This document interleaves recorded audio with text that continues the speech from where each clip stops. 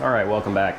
It's a new day. Sorry, I had to break these videos up a little bit. I think they were getting a little bit too long, so I had to make this part 2. This is the tiling part of the bathroom floor. Yesterday, I mudded the joints with some mortar and put the webbing on there, sealed all the joints up, and then put the AquaGuard / Red Guard / whatever you want to call it, depends on which store you bought it from. So today, I'm going with the tile. I took a little bit of the work out to save y'all from the pain. What I have done is gotten these tiles arranged. So I've measured this out to the wall, so I made sure it's even, as in the way it sits. Then I started to lay these tile down. If you're doing square tile, it's a lot easier than doing these ones. I ended up making my cuts. I will have to fill these in. So if you do square, man, you can lay one down this way, one this way, one that way, perfect, and just get started. Now here, I have to watch my height against the floor drain. I need to make sure I have enough mud so the tile sits right. Other than that, I can just go crazy because it has the beautiful slope going all the way down and around. I also have to do my curb, which I did. I took some more of the concrete board and I measured this distance, and this distance. I left a little extra right here for the width of just the curb itself, you know, and having this liner on it. And then I didn't have it go straight down to the edge. It comes up a little bit from the bottom there. And then I just took my circular saw and I put it so just enough to kind of cut the webbing that's in here, holding it together, and just scoring it. The saw will cut a wider path, which makes it easier to bend. I'm gonna line this up with some mud, bend it, set it on the curb with a slope going into the shower, and then I'll be able to get all this other stuff done. All right, I always hate this first step. I don't know why. I don't hate it, I fear it. I try to at least lay out the first 4 pieces. As you see here, I outlined them, the majority of them. It's not gonna be perfect the way it relines back up, but it just gives me a little eyeball of what to do. Mix the mud up, like it says, not too many gnats in right now, so it doesn't have that extra protein. I probably should have wet this concrete because it's going to suck up the moisture. It's a good idea to have fresh water with a sponge to clean this stuff up. It will make a much cleaner job. All right, we'll see how that looks. So as I'm setting this down, I will just make sure that right here by the drain, it's smooth. It's good to have a little tiny screwdriver or something too to clean that grout out before it dries. If you have too much mortar, it's gonna squeeze up like that. You gotta be careful for that. You don't want that, because then it won't accept your grout. Kind of aiming these a little bit. Still want the slope coming down this way. Square tiles are easier to start.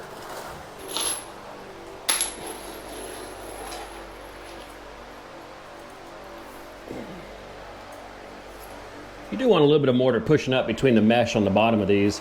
That way it's holding it in there, just not too much. You don't want loose floor tiles. So I mentioned in the last video that I would do the floor first and then Red Guard the walls. And I would put cardboard on the bottom. Well, this is the cardboard right here. This holds the tile when you get it.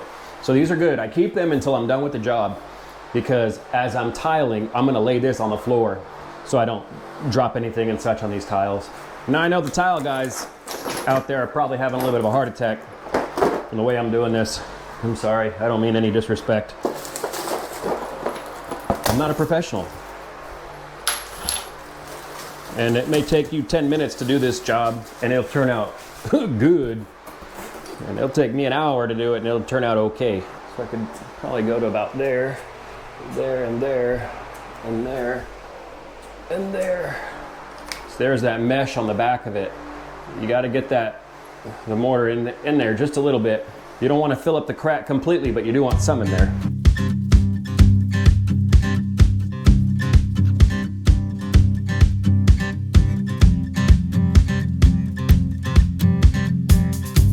See, it goes a little faster when you don't have to muck around with it too much. You just get it pressed in there. Like that. Now I gotta go cut some. So let me get that stuff done and I'm gonna get back with y'all in a little bit. All right, so I have now finished up the tile part of it. I'll show you all that in just a second. I was kind of working through it yesterday and just felt ill as hell. These allergies are just killing me, so I didn't finish it. Now I'm going to put the curb on, like we talked about earlier, and I'm going to mud it up and just set it on there. I'll show y'all real fast. One thing I didn't check was the level. I want it level this way, but then I want it sloping down into the shower, so if any water gets there, it'll roll that way into the shower. It's really close to being level there. And of course, that is almost level, but we're gonna fix that with the mud. You add a little bit of mud on the backside. If it was out of level this way, you just add mud on the side that's low. A little bit more mud there, and then you can level it out as you're setting it down.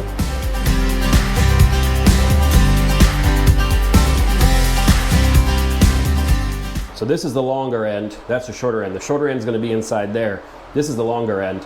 So I need to have it piled up on this end over here, more so than that end. That way I have the slope that I need.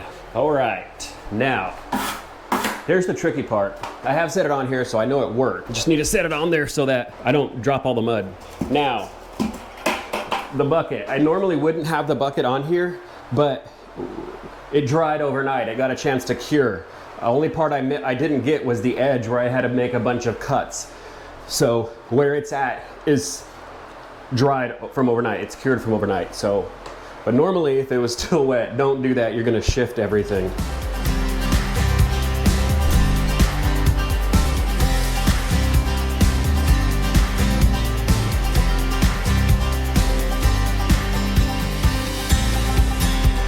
Yeah. Beautiful. Now you just kind of work it on there a little bit, but you don't want to push down this back end too much. It's not going to seep into the liner at all because the liner with that material, it's not going to attach to the liner. So your goal is, I like it to be bent inward just a little bit, not opened up, bent inward a little bit so the bottom is more narrow than the top. So that's what I try to do. And then you want to make sure, yes, it's going that way. Just a little bit, about a quarter bubble is what I got. And then I'm actually going to put these on.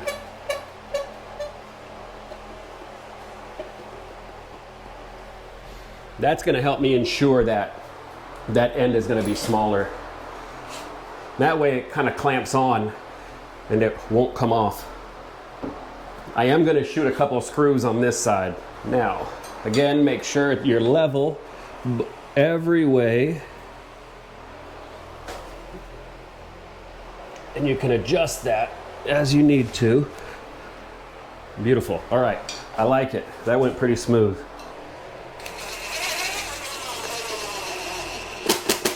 And underneath this curb, or what I made the curb with, is 2x4s, pressure treated 2x4s, 3 of them.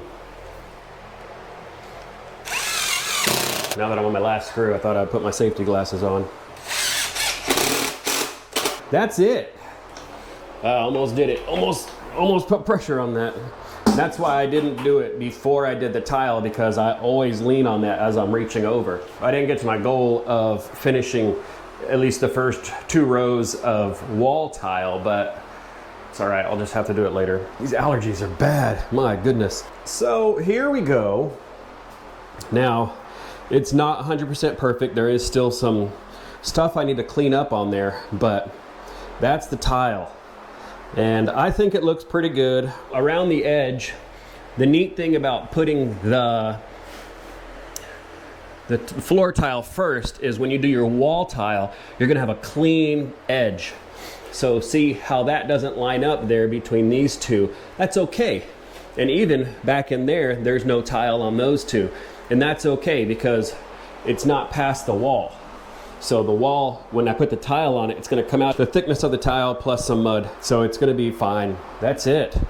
So the next step, when I get back, I will lay those cardboard pieces down on it and then start putting the tile in. I have the edging and such. I'll put the edging around here somewhere, have the tile come just over. And that'll be it. I started putting this mini split up. I have that right there. So I've just started that. As you see, I only hung the bracket, but I'll have a video on that coming up pretty soon.